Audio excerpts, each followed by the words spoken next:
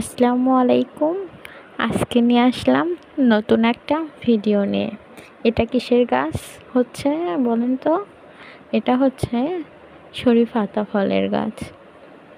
এই রকম পুষ্টি সম্পূর্ণ একটা গাছে যখন এই রকম ফল হয় তখন কিন্তু দেখে মাশাআল্লাহ অনেক শান্তি লাগে, যে আল্লাহ কি না করতে পারে। তো এই গাছ কীভাবে পরিচর্যা করবেন আপনারা? ভাতের মাড় আছে, মাড় ধোয়া বা ভাত চাল ধোয়া পানি দেবেন, মাছের ধোয়া পানি দেবেন, গোস্ত ধোয়া পানি দেবেন, আর হচ্ছে জৈব সার দেবেন মাঝে মধ্যে। তাহলে গাছটা অনেক সুস্থ সবল হবে। রাসায়নিক সার দেবেন না, চেষ্টা করবেন জৈব সার প্রাকৃতিক সারগুলা দিতে। আর গাছের বয়স হলে গাছ ঠিকই ফল দেবে। গাছ ফল দেবে না এভাবে যেন গাছ কেটে ফেলেন না, তাহলে এরকম ফল পাবেন না। আমার কিন্তু ফলটা দেখে মাশাআল্লাহ এতদিনের কষ্ট কিছুই মনে হচ্ছে না, আলহামদুলিল্লাহ।